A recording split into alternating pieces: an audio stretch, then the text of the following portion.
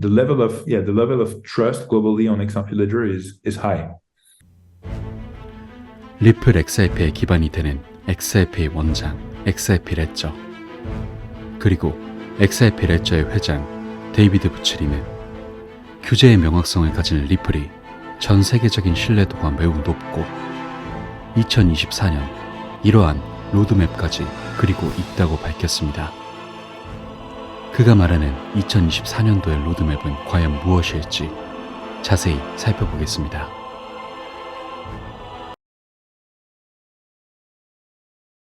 I want to talk about the crypto market at large.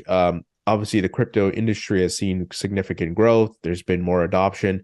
One of the things here in the United States that we're dealing with is lack of clarity, and we have the SEC versus everything at this point.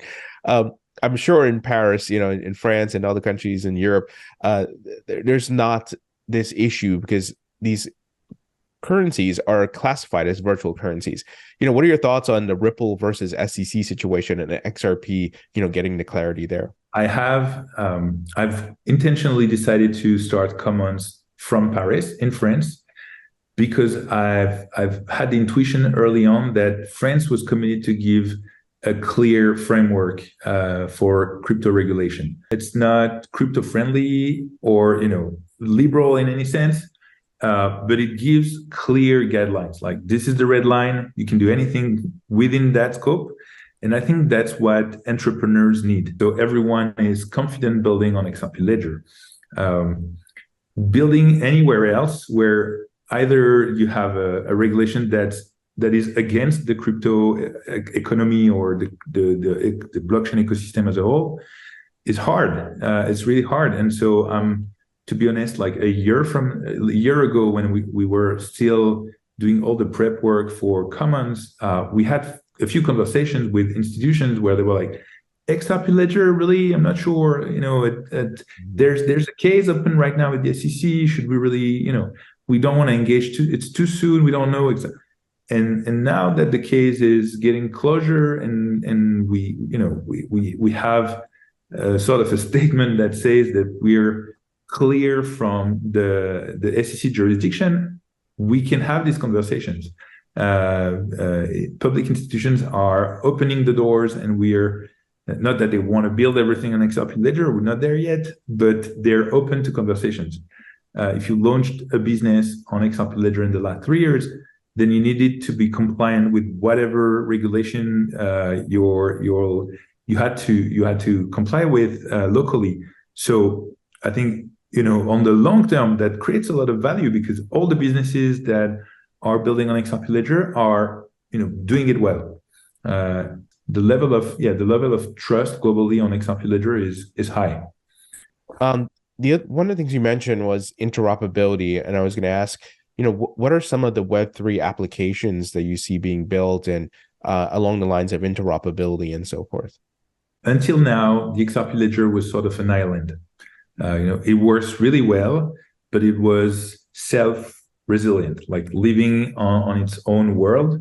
And it's been like that for a decade. I think in the last couple of years, we've seen people in the community very committed to building bridges in different directions. So there's a project that is building an EVM compatible bridge, so a sidechain that will allow any other product on any EVM site, any EVM blockchain to interconnect to the XRP Ledger. So it's a bridge. It's a pretty simple integration, but it did not exist until now, and it will exist in 2024. So that's a big step towards interoperability. And it's a great market opportunity for a lot of projects on other chains that are in search of users, in search of liquidity, and we want to tap into the potential of XRP Ledger. So as you may know, there's no smart contracts capacity on the XRP Ledger because most of what you can do is already packed in the protocol itself. It's basically simple calls to a library that will allow you to do very complex things like creating a multi-signature account or creating an escrow. Like with a few lines of code, you can do that very simply without even having to do a smart contract.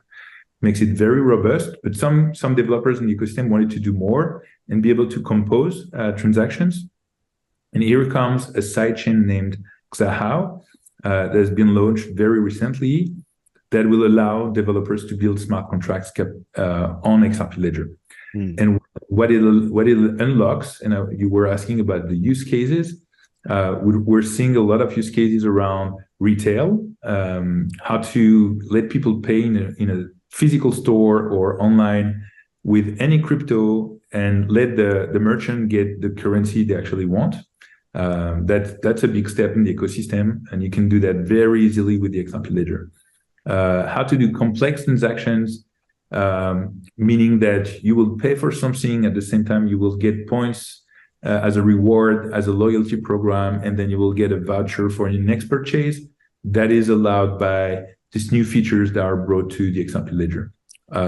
And more recently, not sharing any big secrets, but there are a number of lending protocols that see the new features that the XRP Ledger brings, the automated market maker, that are attracting a lot of liquidity providers and lending protocols that want to tap into these features. So getting into the DeFi space, I think until now, XRP Ledger was more used for payments. This is what it's known for. But a lot of use cases have been built on XRP Ledger more in stealth mode that are now coming to life, and you will most probably hear about them in 2024. Are there any, this might be a tough question, specific use cases that you're most excited about, that you make like, wow, this is great, I really like this? There are discussions in Colombia. The government of Colombia is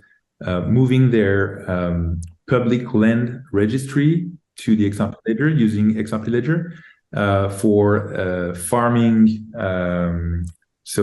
For farming estates.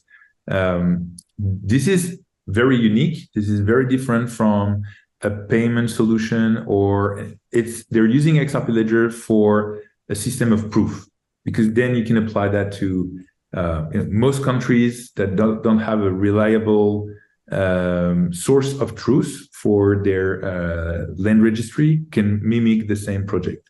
So everything that tends to be notarization or stamp online on a blockchain, I'm pushing forward, and we have a number of conversations with public institutions in France that I cannot really disclose now because it's too early in the process, but I'm really excited about.